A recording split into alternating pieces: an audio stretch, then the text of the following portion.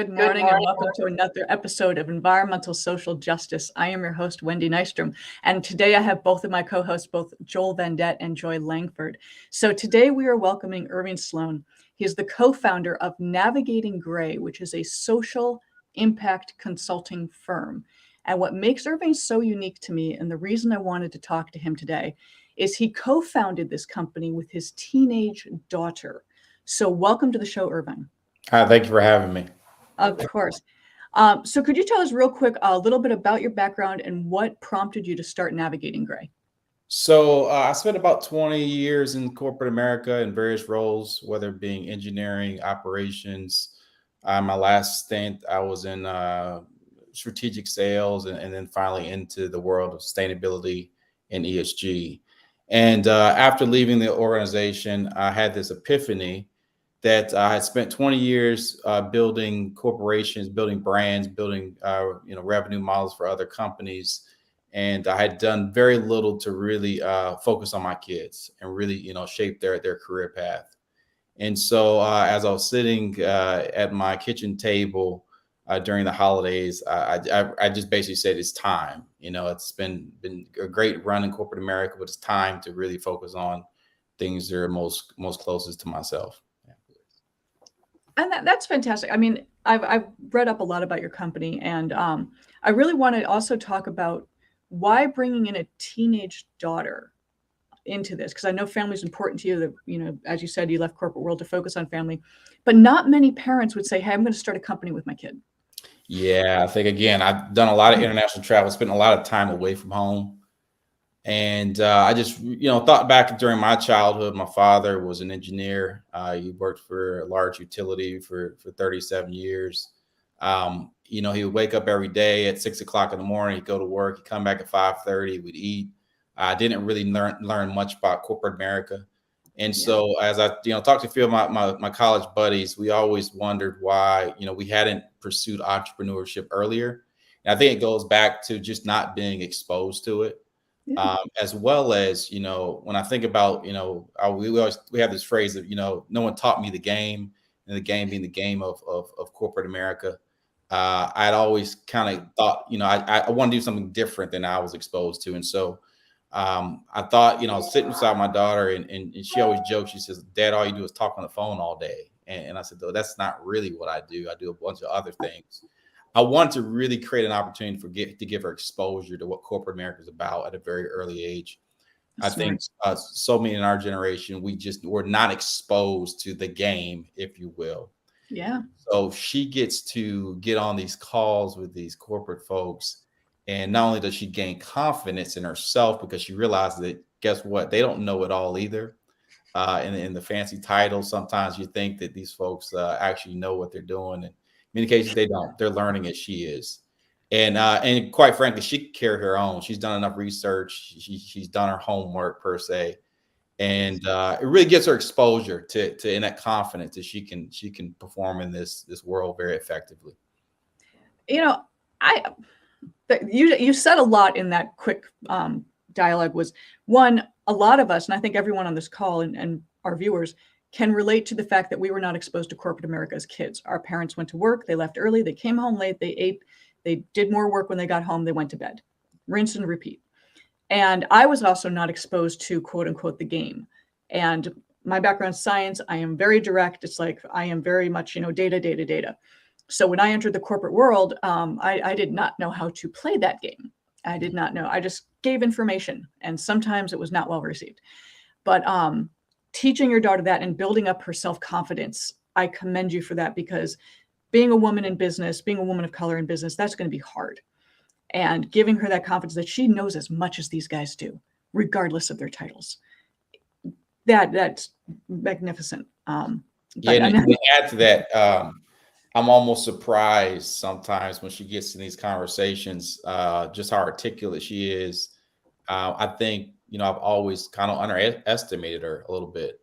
We had a conversation last night, and she was going through she goes through all these corporate ESG reports, and she's trying to read into what corporations are doing in this space. And she says, "Dad, like, they all say the same thing." Yes. And I said, "You're right." And I said, it's very hard to determine which you're doing more or less, because they sort of kind of say the same things. And so we went through an exercise last night of just trying to weed out some of the corporate jargon and some of the I wouldn't call it posturing, but kind of weed out some of the narratives and really get down to the root of what companies are really doing in this space, and not having so much of the language to make themselves seem a little bit better than they may actually be doing. So she starts seeing those trends of how you can use narratives in your favor. Yeah, she'll be so leaps and bounds. because the kids these days are so socialized to just look at social media or just try to figure out themselves or with their friends. And she actually has a parent that's helping her and guiding her along. It just kind of reminds me even of my childhood. I've been managing apartment buildings, like I tell people all the time, since my days on Similac. I knew how to measure windows.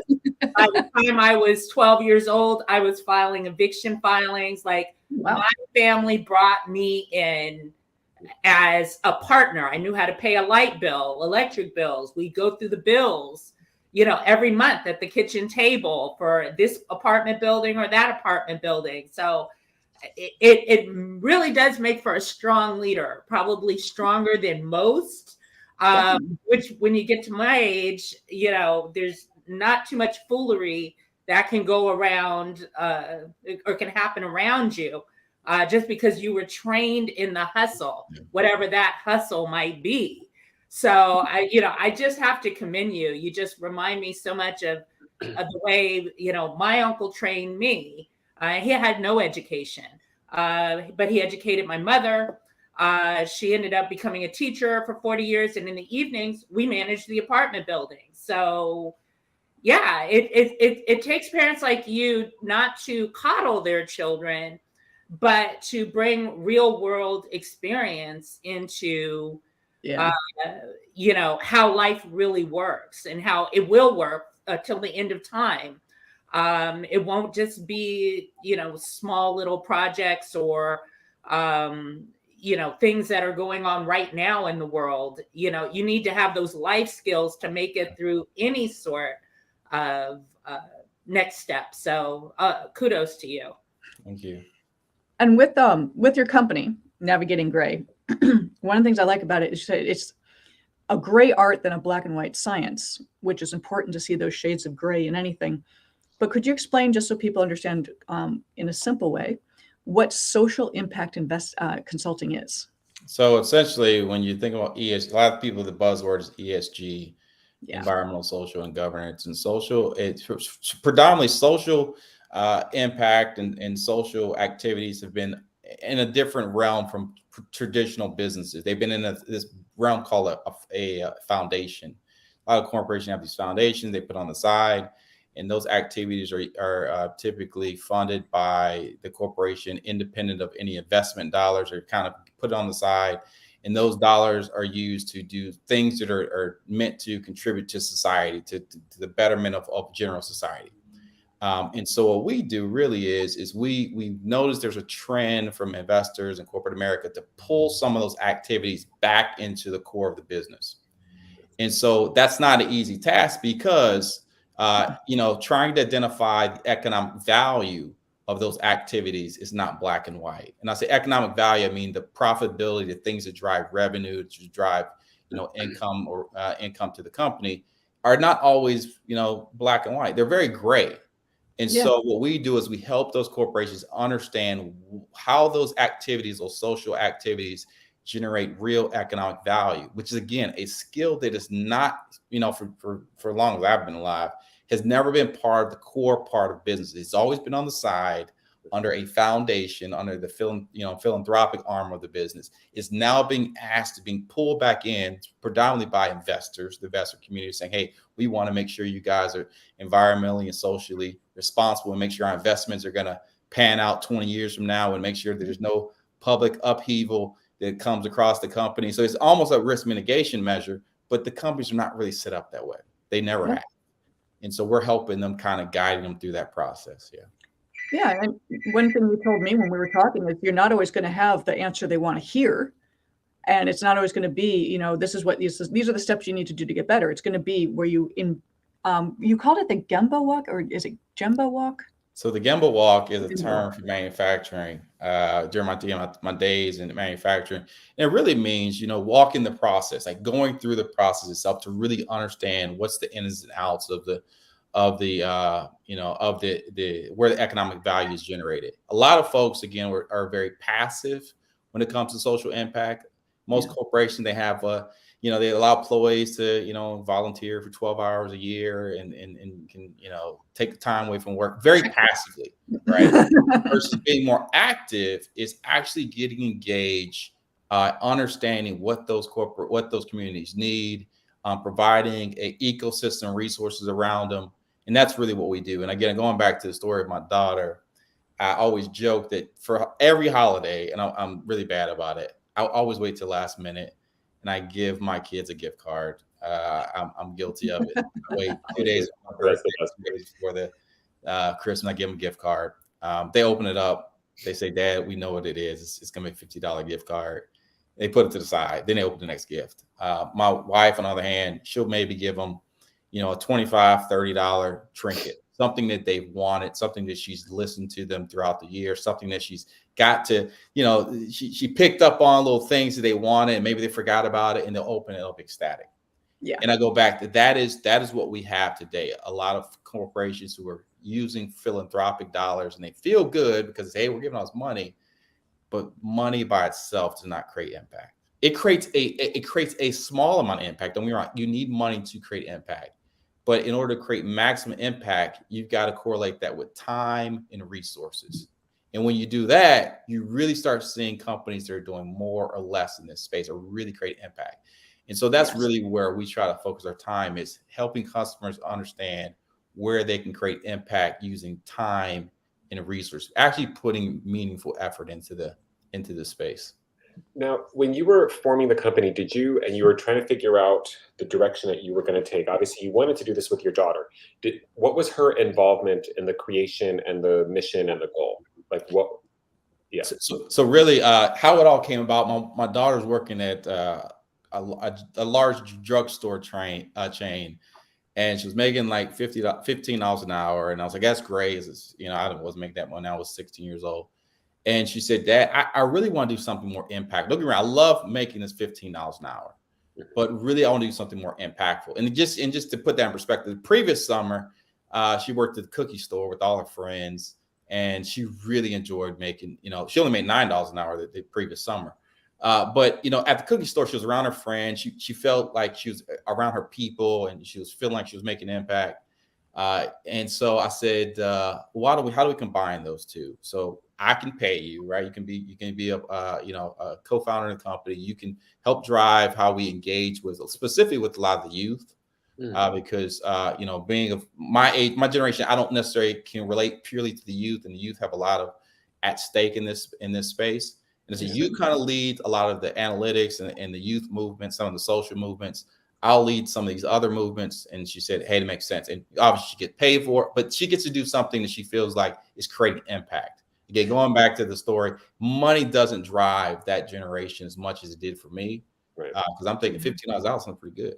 And she's saying she much rather go back and make, work at the $9 cookie store, because it was where her friends were. It's where she felt accepted. She wasn't, she was feeling like she was doing something that she enjoyed doing. So when it comes to the ESG space, like, was that kind of like, whose idea was that, and how was it? Because there's so many issues that kids are concerned. We all are nowadays, so I don't want to say just the youth, but there's so many things that people can focus on, and there's a lot of things that need help, a lot. So like, how was it figuring out the space to go into? Yeah. And so specifically, we looked at more on the social part of ESG, right? So the S. And her long-term goal in full transparency is to be a medical doctor. And we're talking to her a little bit about medicine and daughter's very impressive. Sorry. What's that again? Yeah, she's a very impressive person. Her mindset is trying to help people. And that's what it comes down to. She wants to help people.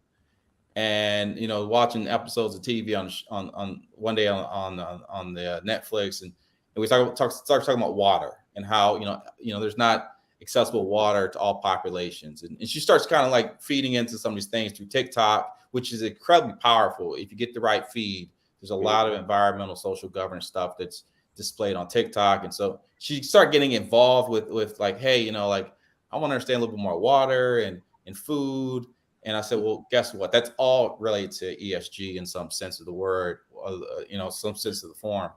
And so basically where it all stemmed from her, looking at social media, being around her friends. I mean, every time you look, there's like a recycling drive. We were just at University of Southern California on a campus tour, and they're having like a sustainability week there at USC. And so she's around it. She's seeing it more often than we did in our generation. Yeah. My generation, all I saw was a little plastic bin that said put cans and stuff in, and you can get a nickel. That was the goal. The ESG back then, recycling was about getting a nickel, right? Yep.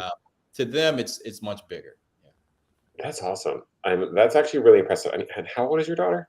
She's 16. Dude, Isn't that amazing? Seriously, that's just, that hurts. She's already been through 2 jobs. My type of gal. Yeah. Yeah, no, and she will be leaps and bounds above anyone in the future. I mean, I worked for my dad as a file girl. It was not all that impressive, and I didn't learn a whole lot. Yeah, So what's been first of all, how long ago did you guys form? How long have you been around? We formed in January 1 of this year. So we've been in business right 5.5 months. We landed our first client in the first 3 months. I think people get it. We bring something unique to the table because we're not just a consulting firm. Obviously, we're helping customers understand how to create economic value in this space. But also we're building a software platform around it as well, which is probably where most of the value of what we bring to the table. And the software platform really is about, I always call it creating receipts, creating evidence. In order to get people to really support ESG, it's got to be an evidence-based platform. And again, the social piece is great because you're like, okay, what's the evidence? And social, sometimes people, categorize in the social space like diversity and inclusion. And everyone's like, what's the evidence? What's this real value to stuff? And so what we do is we actually, employ people in the communities. That's part of our model.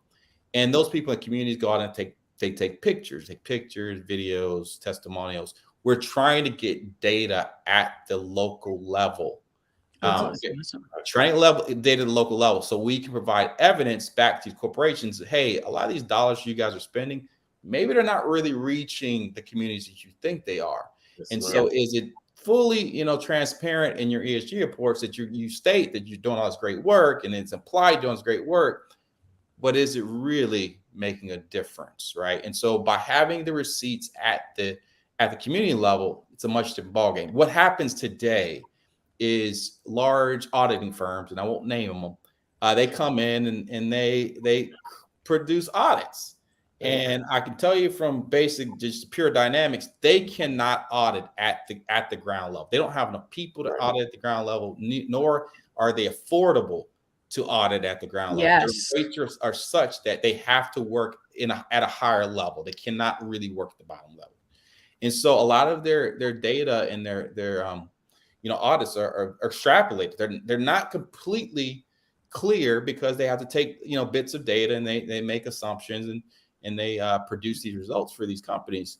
We're saying we're going to actually go to the ground level, collect data through our app, through our software platform. So we have a very reliable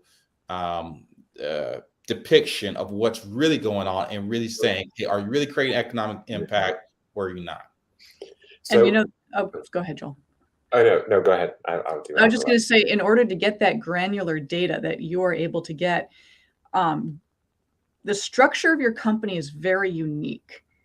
So you said it's not based on your physical location. You allow remote work and you allow people to pick and choose their time of when they work. Some people are night owls. They want to work all through the night, maybe sleep during the day.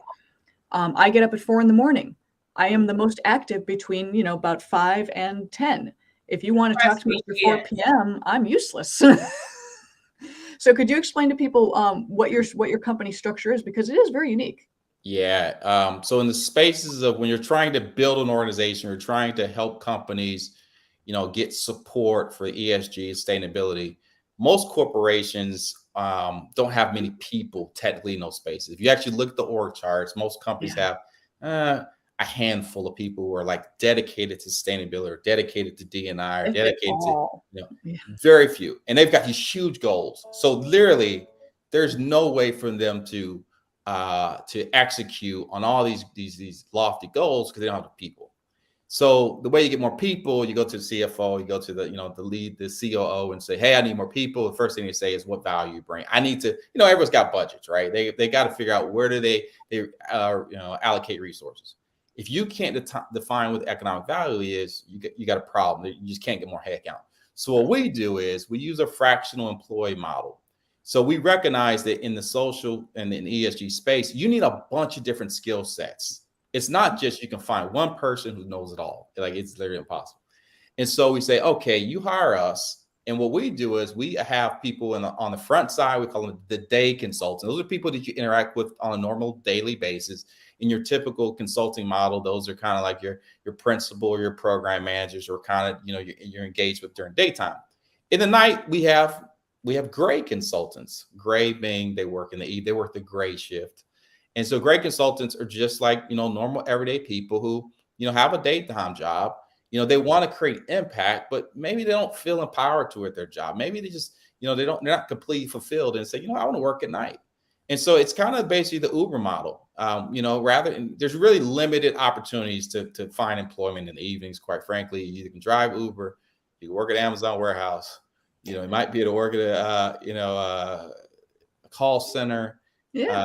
You might be to wait tables. They're really living options. And so we paid them a fair wage for hourly work. So they're 1099 employees, and they work in the evenings. We kind of limit how much time they can work in the evenings, up to 8 to 10 hours a week is maximum. So 1 to 2 hours a day is what we ask. And they basically work on the projects, and they give us this combined set of experience that you can no longer get. You can no other ways get, because you would have to hire 10 different people. Versus we can give you 10 different people, but we can give you 4 hours this person, 4 hours that person, 4 hours this person. You get the skills that you need in a very compressed way. And specifically, that's we call it our kind of our strategy folks, right? But the people on the ground who are actually in the communities, we employ the same model, same Uber model. And what that entails is that, rather than having a community or stakeholder engagement person, which some companies have these stakeholder people in the field, and they have to cover, I don't know, man, they have to cover like a whole jurisdiction or whole state, which means, quite frankly, they can't really get the in-depth understanding of what's going on in the community. Rather than hire one, we can hire 10-fold. So we'll say, okay, 40-hour week, we'll hire 10 people. We're gonna give them, 2 to 4 hours a week. And so they basically are in a community and they are collecting data. Right. They're in the communities, they're understanding what programs are going on, and they're getting us a better depiction of what's going on at the ground floor. So that's how we're able to capture a better data set than any other consultant in the market, because we're kind of crowdsourcing this analysis and this impact work, whereas everyone else is kind of taking a different approach. Absolutely. You're able to pull together experts in their specific industries to answer specifics within your, what your client needs. But again, as you said, many corporations, when they do hire, experts in the ESG field, it's one person, maybe two, and they're going to have a certain skill set that's not going to cover the entire breadth of knowledge that ESG requires. It's impossible. And unfortunately, in some companies, they'll also just tack it on to an existing employee and say, do this part in your spare time. That's impossible. Yeah, we're very fortunate to have a board of advisors. We just announced our board of advisors yesterday, matter of fact. And so our board of advisors is built similar. We have folks who are, in the finance industry and really can speak on what we call impact investing, which is one method of creating economic value is impact investing. We have people who are more tied into the supplier diversity realm. So they're kind of determining how do we create ecosystems for, these diverse businesses to basically interact with these corporations. We have folks on the philanthropic arm. So we've got different people on our board that brings a different level of insight from a strategy standpoint. They, in a sense, help kind of guide us to make sure, hey, we're focusing on economic value. Let's keep keep an eye on the prize, and they help kind of drive the direction of how we work with our community folks. Absolutely. No, and the diversity you have. I mean, I saw your board announcement yesterday. It was pretty, it's a large board. You have a lot of people working with you. Awesome. And what's amazing about that, and I go back to that premise that people in general, I'm not saying they're not completely fulfilled at work, but people want to do impactful things. Yes. They really want to make impact. And so when we posted that position, I had 100, it's an unpaid position, completely, voluntary. I had 120 people reach out in 2 days. And literally I was on vacation and my wife says, "Hey, what's going on your phone? Your phone's going crazy." And I said, "Wow, I had 100, there's so much support." But truthfully, I had people almost like disappointed that they didn't get a chance to apply. And I said, that's because it goes back to that premise. People generally want to do good things in this space. These are very talented, very well,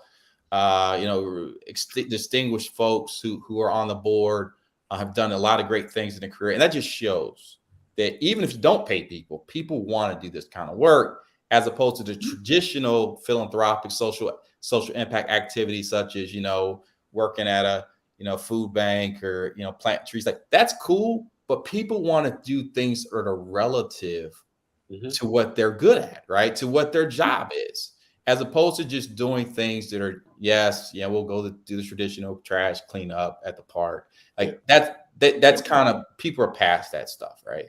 Well, you're fostering change. You are providing a pathway to actually implement change for people to do the right thing, which we haven't been doing very well in the past. I do have one quick question for you. So I know a lot of people say don't work with family. Let's just say it. I mean, most people are like, avoid that at all costs. What have you learned from your daughter? One, I've learned to trust youth in general, trust her abilities.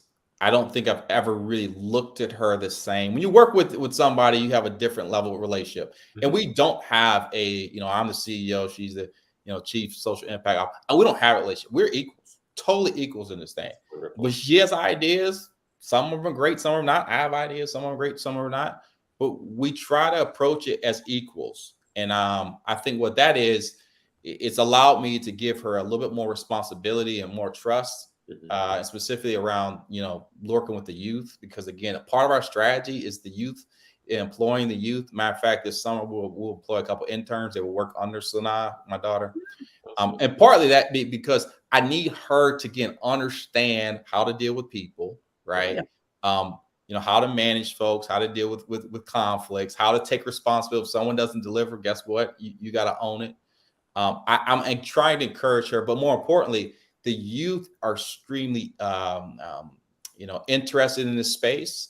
We can hire a bunch of youth and they go gangbusters during the summer and get involved in communities and bring back data.